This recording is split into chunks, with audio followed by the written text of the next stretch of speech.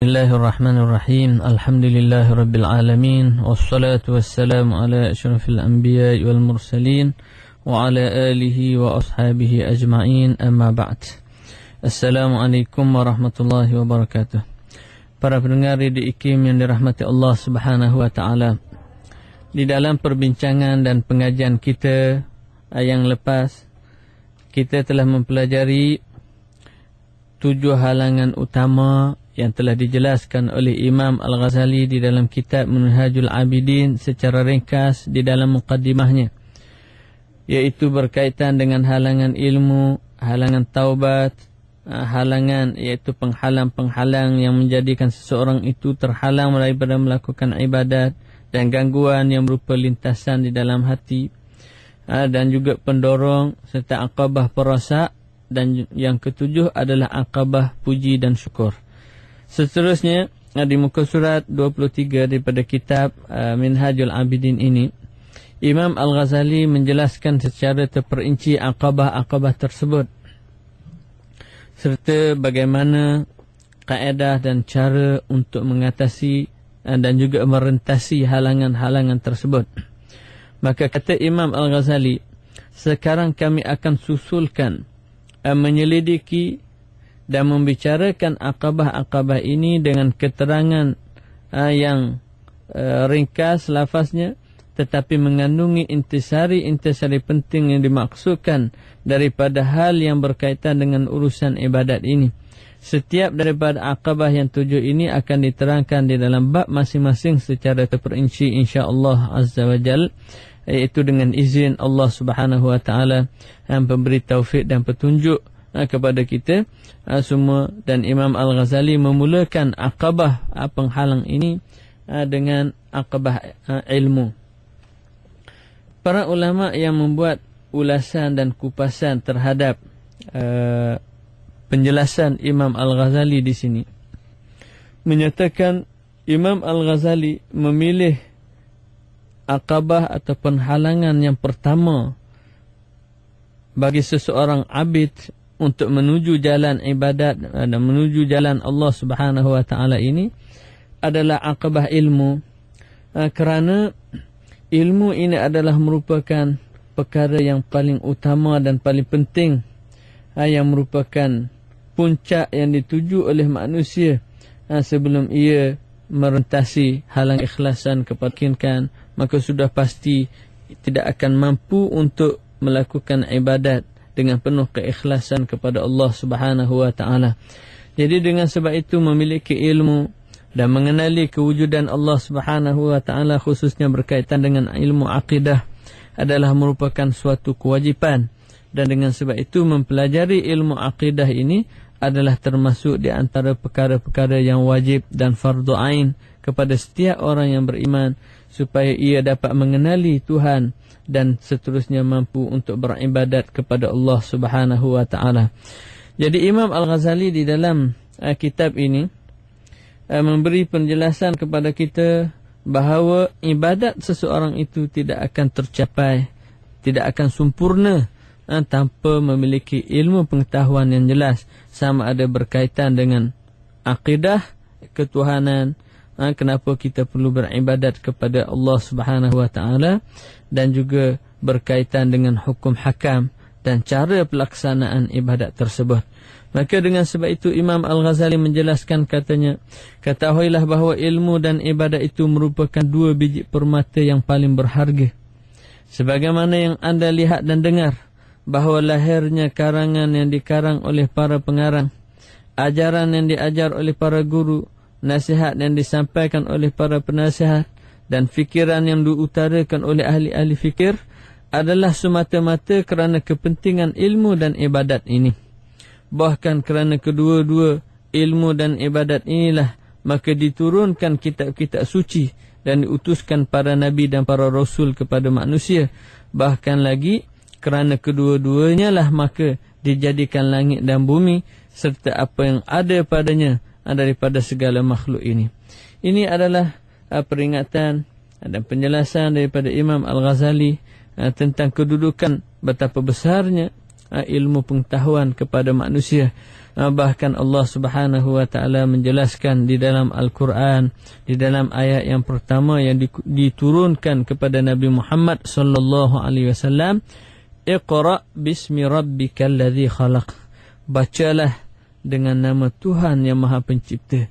Dan hasil dan natijah kepada pembacaan ini hendaklah sampai kepada ma'rifat, iaitu mengenal Allah Subhanahu wa taala, yang akhirnya seseorang yang alim itu akan menjadi abid, iaitu yang sujud mengabdikan diri kepada Allah Subhanahu wa taala, di mana di akhir surah Al-Alaq ini Allah Subhanahu wa taala, ketuhanan dan keagungan dan kebesaran Allah Subhanahu wa taala dengan sifat-sifat dan nama-namanya yang mulia dan agung itu.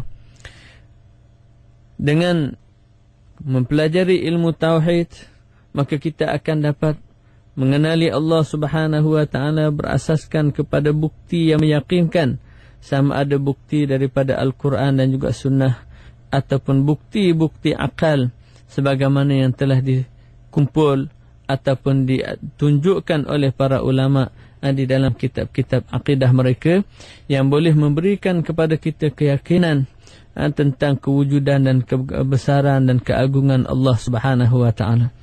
Sementara ayat kedua ia menunjukkan kebesaran dan kepentingan ilmu pengetahuan di dalam dan dalam melakukan ibadat kepada Allah Subhanahu wa taala, dan juga kewajipan seseorang manusia untuk melakukan ibadat kepada Allah, adalah firman Allah Subhanahu wa taala dalam surah Az-Zariyat ayat 56. Allah Subhanahu wa taala berfirman, "Wa ma khalaqtul jinna wal insa illa liya'budun."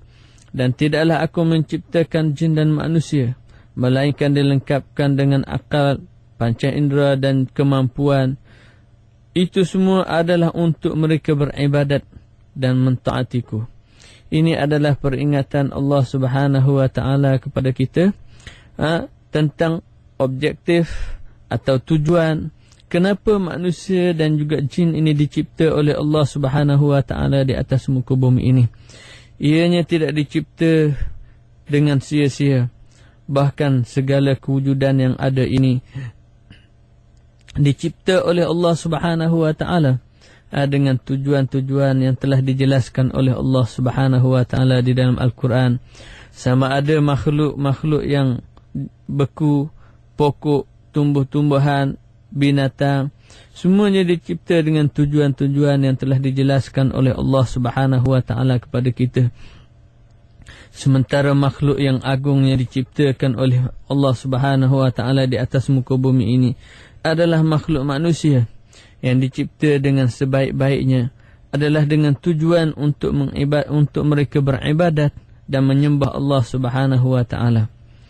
Jadi kata Imam Al-Ghazali, memadailah dengan ayat ini sebagai dalil atas kemuliaan ibadat dan kemestian bagi seseorang untuk menumpukan tumpuannya terhadap ibadat tersebut. Jadi ayat ini perlulah bagi dan kepentingan ilmu di dalam ibadat. Maka kata Imam Al-Ghazali, maka wajiblah bagi seseorang hamba, seseorang manusia, agar jangan dia membimbangkan dengan sesuatu melainkan dengan kedua-dua ini, iaitu ilmu dan ibadat. Dan dia tidak memenatkan dirinya melainkan kerana kedua-duanya, dan begitu juga dia tidak melihat melainkan kepada kedua-duanya.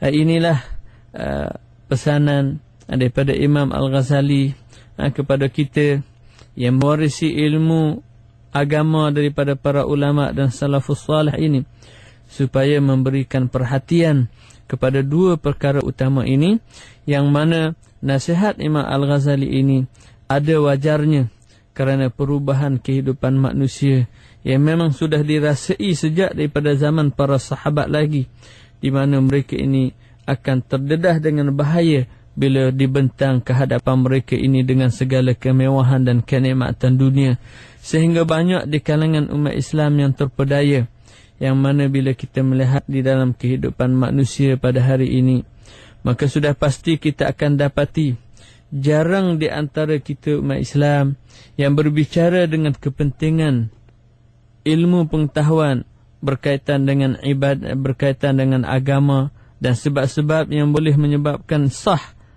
dan diterimanya ibadat mereka. Begitu juga berkaitan dengan usaha meningkatkan ibadat dan ketaatan kepada Allah. Namun yang banyak mengalir di bibir-bibir kita ialah berkaitan dengan kedudukan, pangkat dan jawatan serta dengan ilmu-ilmu dunia yang boleh menjamin kemewahan dan keseronokan hidup, dan jauh sekali untuk kita mendengar bagaimana orang berbicara mengenai perlombaan untuk melakukan ibadat dan memperbanyakkan ketaatan kepada Allah Subhanahu wa taala. Bahkan perbicaraan berkaitan dengan perkara-perkara ini dianggap sebagai ganjil dan luar biasa, dan seolah-olah ingin menunjukkan lebih kepada orang lain. Sedangkan Allah Subhanahu wa taala bila menyifatkan orang-orang yang beriman, mereka ini adalah orang yang sentiasa berlomba-lomba untuk melakukan ibadat kepada Allah Subhanahu wa taala sebagaimana yang telah disebut dalam Al-Quran, fabidzalika falyatanafasil mutanafisun. Maka untuk mendapat habuan dan kurniaan Allah Subhanahu wa taala dengan syurga dan sebagainya itu, maka orang-orang yang beriman berlumba-lumba melakukan ibadat dan ketaatan-ketaatan kepada Allah Subhanahu wa taala. Allah Subhanahu wa taala. Begitu juga Rasulullah sallallahu alaihi wasallam menjelaskan, nazratul alim ahabbu ilayya min ibadati sanati siyamiha wa qiyamiha. Kata Imam Al-Ghazali,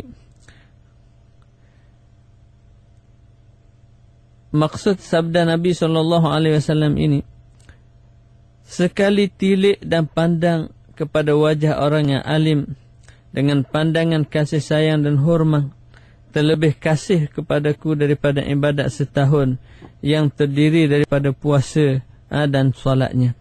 Ini adalah penjelasan daripada Imam Al-Ghazali mengenai kedudukan seseorang yang alim dan mempunyai ilmu pengetahuan yang mendapat kelebihan dan kebaikan di sisi Allah Subhanahu wa taala berbanding dengan mereka yang melakukan ibadat tanpa memiliki ilmu pengetahuan yang jelas mengenai usul dan juga asas-asas berkaitan dengan agama. Begitu juga penjelasan Imam Al-Ghazali yang seterusnya sebagai hujah untuk menyatakan bahawa memiliki ilmu pengetahuan itu adalah lebih utama daripada beribadat, kerana sesungguhnya kesahihan ibadat itu adalah bergantung kepada ilmu pengetahuan. Ini juga dijelaskan oleh Rasulullah sallallahu alaihi wasallam dalam sebuah hadis, ala adullukum ala asrafi ahli jannah, qalu bala ya Rasulullah, qala hum ulama'u ummati. Tidakkah kamu ingin saya tunjukkan kepada kamu semua di atas semulia-mulia ahli syurga? Sahut mereka itu, bahkan ya Rasulullah, sabdanya mereka itu ialah para ulama dari kalangan umatku. Justru itu maka nyatalah bagi anda, kata Imam Al-Ghazali, bahawa ilmu itu ialah permata yang terlebih mulia daripada ibadat. Tetapi tidak seseorang hamba yang mempunyai ilmu itu mengerjakan ibadat, dan jika tidak demikian, nescaya jadilah ilmunya itu sia-sia seperti debu yang bertaburan di tiup angin. Kerana ibadat tanpa ilmu maka sudah pasti tidak akan diterima oleh Allah. Sementara ada ilmu tanpa melakukan ibadat, sudah pasti ia adalah sia-sia dan tidak berguna kepada ilmu pengetahuan. Memberi peringatan kepada kita bahawa ilmu pengetahuan ini perlu dicari dan ibadat juga perlu dilaksanakan, dan jangan di antara kedua-dua ini menjadi sebab penghalang untuk kita tidak melaksanakan kedua-duanya. Di mana janganlah sampai ibadat menghalang kita daripada mencari dan juga menuntut ilmu, dan juga janganlah sampai kerana alasan menuntut ilmu maka kita meninggalkan ibadat kepada Allah Subhanahu wa taala. Bahawasanya tak kala tetaplah kedudukan ilmu dan ibadat itu penting, tidak dapat tidak lagi bagi seseorang hamba itu memiliki kedua-duanya sekali. Maka sudah tentu ilmu itu tidak terlebih dahulu diutamakan, kerana ia merupakan asas ataupun umbi dan pokoknya, dan juga merupakan dalil serta petunjuk jalan kepada ahli ibadat untuk melakukan ibadatnya. Kerana itu Nabi Muhammad SAW pernah bersabda, ilmu itu merupakan iman, dan iman kepada amal, sedangkan amal itu pula menjadi pengikutnya sebagai makmum. Ilmu itu merupakan imam kepada amal, kerana ilmu itu adalah yang pertama, sedangkan amal itu akan diikuti selepas seseorang itu mendapat pengetahuan yang jelas tentang tuntutan dan larangan sesuatu perkara untuk dijadikan taat ataupun taat yang perlu diikuti dan maksiat yang perlu dijauhi. Maka sesungguhnya jadilah ilmu itu sebagai asas yang perlu diikuti oleh setiap yang lain, yang memastikan anda mendahulukan ilmu tersebut daripada ibadat disebabkan oleh dua perkara utama. Yang pertama, kata Imam Al-Ghazali, kenapa ilmu pengetahuan itu perlu didahulukan? Yang pertama, agar hasil bagi anda ibadat yang benar lagi sah. Maksudnya, dengan mempunyai ilmu pengetahuan itu, segala perbuatan kita yang dijadikan sebagai ibadat itu akan diterima oleh Allah Subhanahu wa taala, dan ia juga akan terselamat daripada cacat dan celanya. Kerana seseorang yang melakukan ibadat tanpa pengetahuan yang jelas tentang kedudukan sah dan batalnya, maka sudah tentu ibadat itu tidak diterima oleh Allah Subhanahu wa taala.